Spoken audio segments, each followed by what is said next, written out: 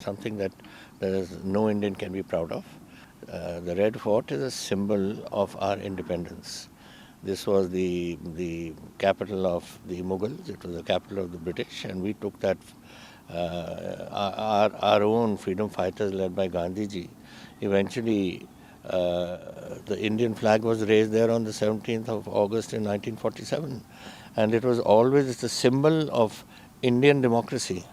And it was a very sad day when I saw this happening. Should not have been, because let me tell you that the farmers had made it absolutely clear that we do not believe in violence. And I don't believe that they were involved in this.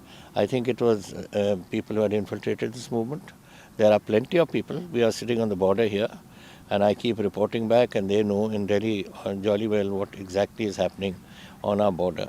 So it is somebody has now, it's for them to investigate and see who has entered that and who has done this. And the government better be on its toes. I have been warning them for a long time that Pakistan is trying to infiltrate. Their weapons are coming in. They've got sleeper cells here which they can awaken anytime they wish, and you better be clear.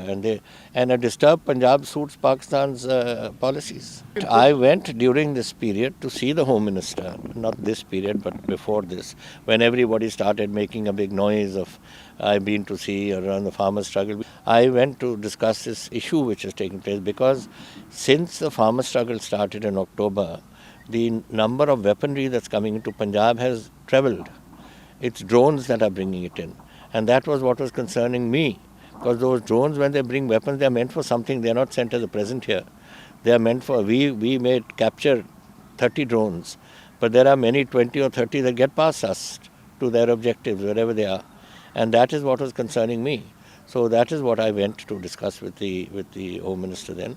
And I'm sure they're have taken note of it, and they will be doing something. They better do something. Yes, I think so. Because anybody, the whole world, members of parliament in Great Britain, from America, from across the globe, in India, all states were supporting farmers. The moment violence came, and the moment that symbol of the Red Fort was violated, I think that's when this movement lost steam. Well, that is exactly what I have been saying. This is what Pakistan wants to do. Now, I don't say that they're Khalistanis. You know, this business of somebody's a Khalistani and somebody's a Naxal and somebody's an urban Naxal, these are all names. That's just people conjure up, and somehow the press has pick these issues up. There are people with different ideologies, yes. I mean, you may have leftist ideology. For instance, southern Punjab has always had a leftist ideology.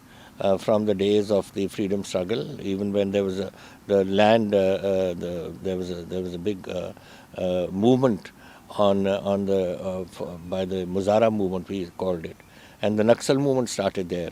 These things happen. That is part of history. But to today say that these guys are urban Naxals or this I think was unnecessary.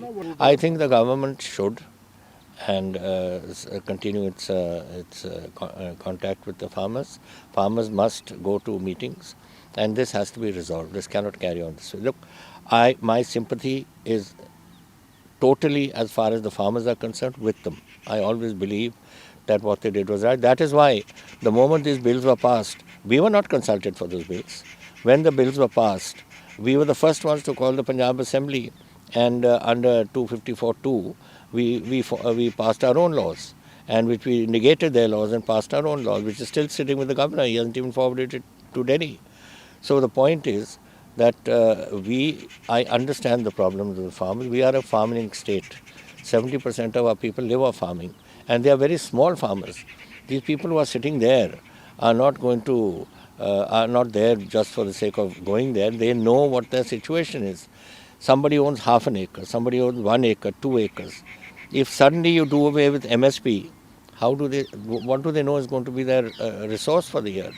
Similarly, you have an RTR system which is going on. Why are you wanting to stop this? Why do you want to stop MSP? Why do you want to do away with the Food Corporation of India, who supports that MSP? All these are things which have contributed. If you want to let corporate houses come in, who is stopping the corporate houses from coming?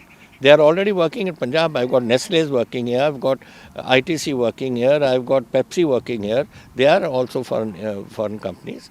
Nobody minds that, because it only complements what is happening In case if somebody wants to come and put up a corporate in the food industry, how will it help us? It will help us because there will be competition and the prices the farmers will get will be better, provided you don't do away with the old system.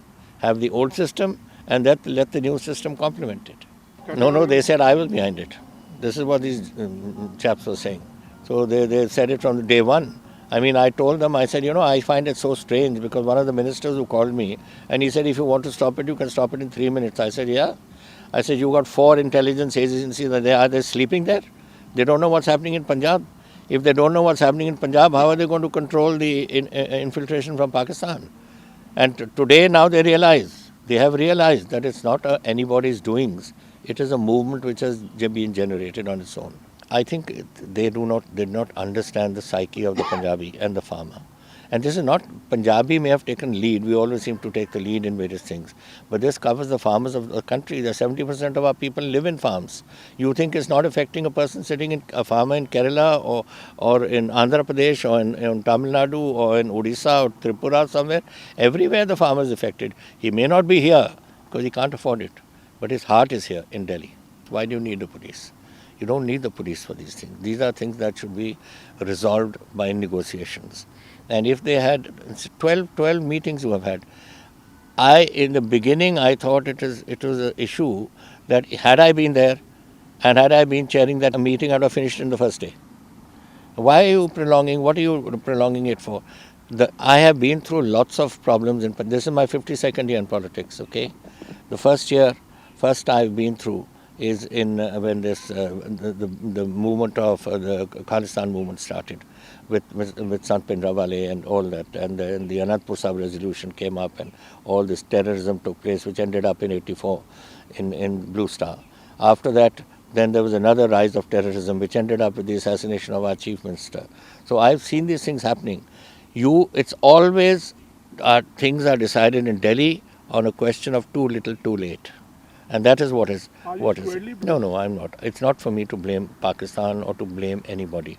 It is for these agencies who blame Amrinder Singh to find out who the hell is behind this and what is happening there. They are the ones who should go there and find out what have we got for, what have we got the IB for, what have we got the RAW for, what have we got the NIA for. That's their job, to keep their pulse on the security of the nation. Find out who's doing it. Is it Pakistan? Is it their sleeping cells? But what I'm mentioning is the fact that since October, when this movement started, why has there been a spurt in the in the drone delivery?